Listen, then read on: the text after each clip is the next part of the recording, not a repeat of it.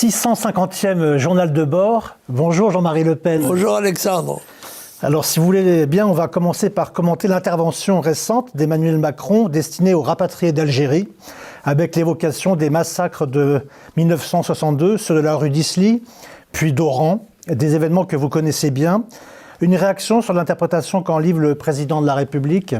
Oui, en fait, le président de la République a été pris en tenaille, en quelque sorte, entre la volonté de vouloir accéder à la sympathie du monde rapatrié, qui n'est pas négligeable, si on y ajoute les harkis, qui sont maintenant certainement à compter par centaines de milliers, avec leurs enfants et leurs petits-enfants.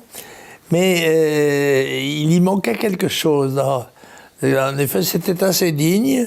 Il y manquait quelque chose, c'est le mot FLN.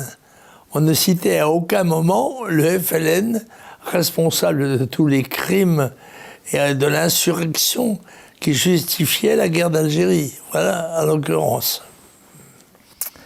Autre scandale en cause, qui n'a rien à voir, un livre récent titré « Les Fossoyeurs », qui déclenche une vague d'indignation.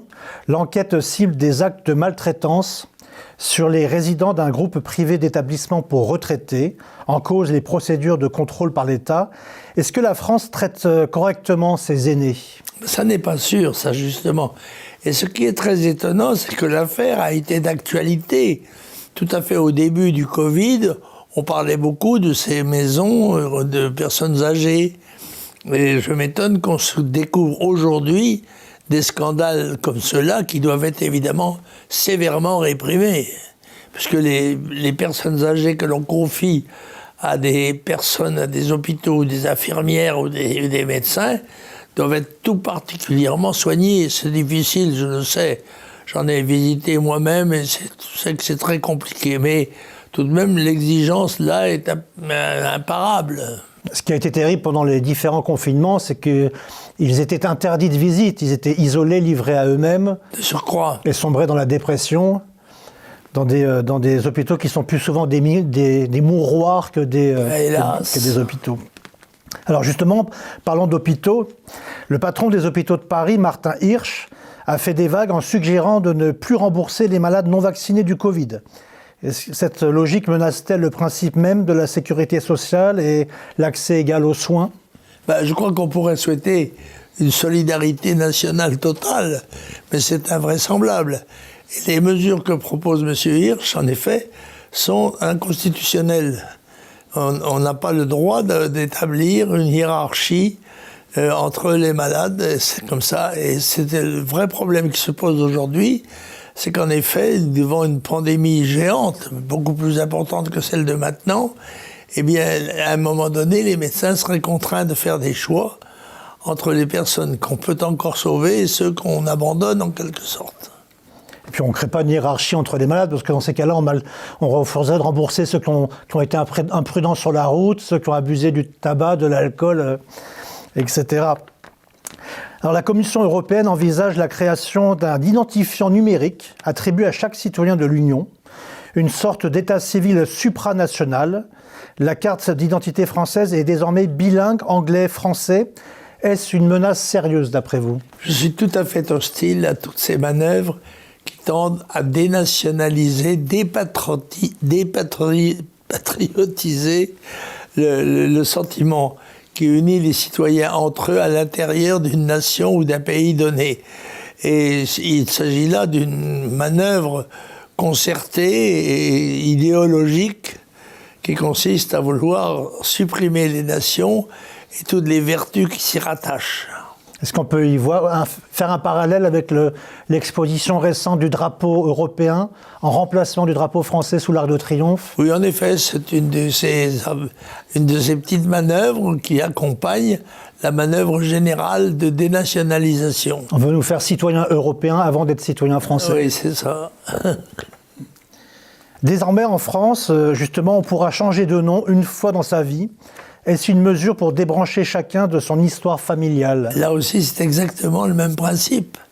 Il s'agit de couper les gens de leurs origines familiales, amicales, nationales, en faire des espèces de robots, des unités malléable et utilisable avec les grands moyens d'information.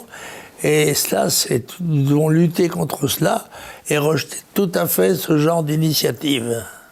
Alors, venons-en à l'international, si vous le voulez bien. La Chine soutient la Russie face aux États-Unis, qui refusent de s'engager à ne pas implanter l'OTAN en Ukraine. Gesticulation diplomatique et militaire ou bien risque de crise majeure? Enfin, tout se passe comme si les États-Unis n'avaient pas pris acte du fait que la Russie n'est plus communiste. Ça n'est plus l'Union des républiques socialistes soviétiques, c'est la Russie. Alors avec ses caractères propres, bien sûr, qui ne sont pas toujours identiques à ceux de notre monde occidental, comment dirais-je, réchauffé. Mais en l'occurrence, là, il est bien évident que tout doit être fait, à mon avis, pour nous rapprocher des Russes, et rapprocher les Russes de nous, car je crois que les intérêts des habitants du continent boréal, qui va de Vladivostok à Gibraltar, eh bien, sont essentiels. Et la vraie solidarité dans ce domaine, elle est verticale, et il ne faut surtout pas pousser la Russie dans les bras de la Chine, qui alors se créerait un risque épouvantable pour l'Europe. C'est stupide. Non, à la vérité, je crois que Poutine est quelqu'un de suffisamment intelligent et diplomate pour ne pas se laisser entraîner dans des conséquences qui pourraient être tout à fait redoutables d'une séparation entre la Russie et l'Occident européen. Je veux dire, je parle des pays de l'Europe occidentale. Le rapprochement doit se faire au plus proche et le plus rapidement possible pour afficher une unité, une solidarité, une solidité internationale. Évidemment. Alors vous avez 3 lectures à nous proposer cette semaine. Je vous laisse les présenter. Non, je passe d'abord ceux-là, si vous voulez bien. Oui, ça c'est un roman passionnant qui s'appelle Domenia, ça, je n'arrive pas à lire le rouge. La diabolique, Domenica, la diabolique. Domenica, la diabolique, oui. Je n'arrive pas à l'impression rouge sur noir est pratiquement illisible. Pour moi, en tout cas, c'est un roman passionnant. Mais comme tous les romans, on ne doit pas en raconter la trame sous peine de la dévaloriser. Et puis, alors là, un énorme livre. Désormais, les livres sont énormes, n'importe comment. Alors, c'est un roman policier américain de Michael Connelly, qui est un auteur très connu, et un grand succès d'auteur policier, qui s'appelle L'innocence et la loi. Et je dois dire que ça constitue en même temps qu'une lecture passionnante, mais douloureuse, si j'ose dire, par sa longueur, un véritable cours de droit public. Quand on a lu ça, on connaît la procédure américaine sur le bout du doigt. Et puis, enfin, l'essentiel, c'est un livre sur l'immigration, qui apporte les preuves par les chiffres.